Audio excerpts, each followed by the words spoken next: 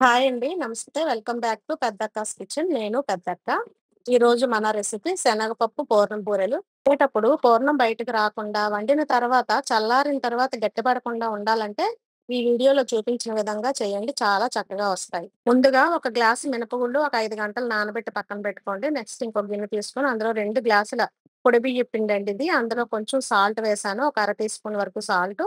బెల్లం పాకం ఇది. ఒక 4, 5 టేబుల్ స్పూన్ల వరకు బెల్లాన్ని కొద్దిగా వాటర్ కొంచెం టీ గ్లాస్‌తో ఒక పావు గ్లాస్ వాటరేసి దాన్ని కరిగించి, ఆ కరిగించిన నీళ్లు ఇందులో పోసి తడి పొడిగా కలిపి పెట్టుకోండి పక్కన. నెక్స్ట్ మనం ఒక 5 గంటల ముందుగా పప్పు నానబెట్టుకున్నాం గదా! ఆ పప్పుని మిక్సీలోనే రుబ్బుతున్నానండి. మిక్సీలో రుబ్బినా కానీ చాలా చక్కగా వస్తాయి. మిక్సీలో మెత్తగా రుబ్బిన తర్వాత మనం ఈ బెల్లం పిండి, వరిపిండి కలిపిన పిండిని ఇందులో వేసి బాగా కలపాలి. ఉండలు లేకుండా కలిపి పెట్టుకోవాలండి. పక్కన ఒక 1 అవర్ పక్కన పెట్టేసుకోవాలి. ఒక గ్లాసు శనగపప్పు, మినపప్పు ఏ గ్లాస్‌తో తీసుకున్నానో అదే గ్లాస్‌తో శనగపప్పుని ఒక గంట నానబెట్టుకున్నానండి. ఈ నానబెట్టిన శనగపప్పులో 2 గ్లాసుల నీళ్లు పోసి కుక్కర్ పెట్టి 3 విజిల్స్ వచ్చేంత వరకు మెత్తగా ఉడికించుకోవాలి.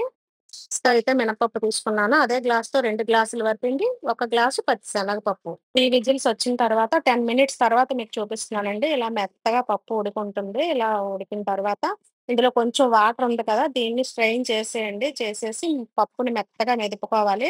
కొద్దిగా ఆ మాత్రం కొంచెం వాటర్ ఉన్నా పర్లేదండి. ఏం కాదు.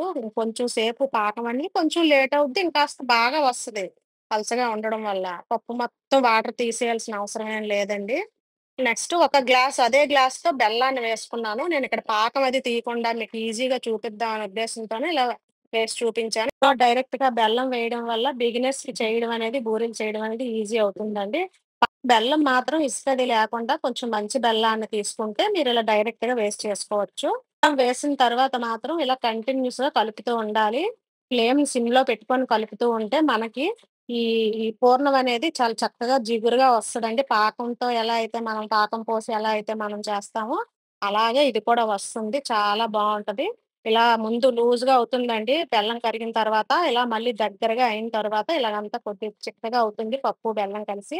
ఇలా చిక్కగా అయిన తరువాత, మీరు ముందుగా కొబ్బరిని వేగించి పెట్టుకోండి. పచ్చి కొబ్బరిని వేగించి పెట్టుకోండి. ఎండు కొబ్బరి కన్నా పచ్చి కొబ్బరయితే ఫ్లేవర్ బావుంటుంది. ఒక గ్లాస్ పప్పుకి, శనగపప్పుకి ఒక గ్లాస్ బెల్లం అనేది కరెక్ట్‌గా సరిపోతుందండి. లేదు మీరు స్వీట్ ఎక్కువ తినాలి అనుకుంటే 1:15, 1:30 వరకు వేసుకోవచ్చు. కాకపోతే బూరెలనేవి పైన పిండి కరెక్ట్‌గా లేకపోతే చీరేస్తాయండి. అది దానివల్లే సగం బూరెలు చేయడం అంటే భయపడి చేయడం మానేస్తారు. ఒక గ్లాస్ గాని వేసుకుంటే కరెక్ట్‌గా సరిపోతాయి. అసలు చీరకుండా వస్తాయి. ఇంకొక 5 నిమిషాల్లో దించేస్తాం అనగా, ముందుగా నేతిలో వేగించి పెట్టుకున్న కొబ్బరిని వేసుకోవాలండి. ఒక గ్లాసు పప్పుకి ఒక అరచెక్క అయితే సరిపోద్దండి కొబ్బరి. ఎక్కువ వేసుకున్నా కానీ ఏమి కాదు. ఒక అరచెక్క కొబ్బరిని ఇలా వేశాను నేను. కొబ్బరి వేసిన తర్వాత ఒక 2, 3 నిమిషాలు మళ్ళీ ఇంకాస్త దగ్గరికి అయ్యేంత వరకు పాకం అనేది మళ్ళీ కలుపుకోవాలండి.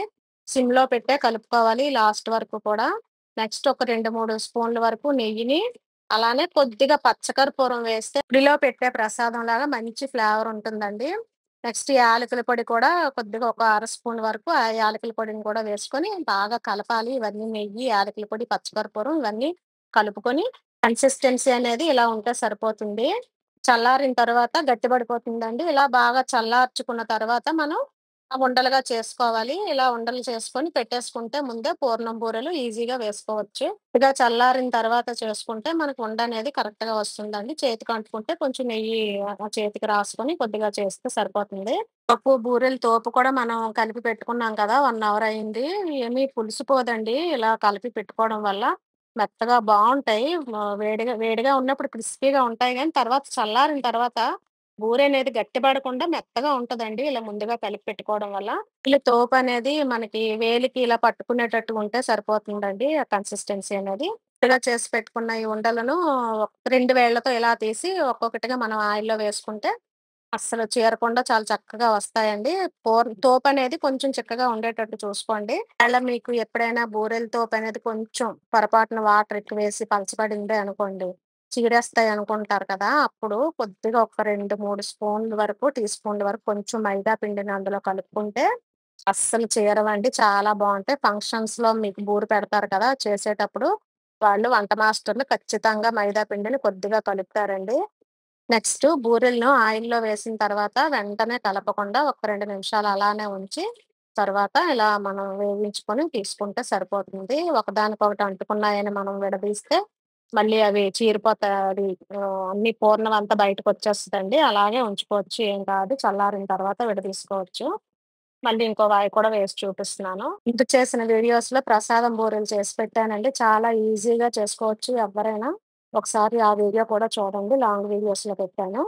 రెండవ శ్రావణ శుక్రవారం పూజ అందరూ చేసుకునే ఉంటారు. వీలు పడని వాళ్ళు మాత్రం కొంతమంది ఉండిపోయి ఉంటారండి. అలాంటి వాళ్ళు మూడో వారం చేసుకుంటారు కదా! వాళ్ళు ఈ వీడియో చూసి చక్కగా బూరెల్ని ఈజీగా చేసుకోండి. చాలా బావుంటాయి. వీడియో మీకు నచ్చినట్లయితే లైక్ చేయండి, షేర్ చేయండి, సబ్స్క్రైబ్ చేయండి.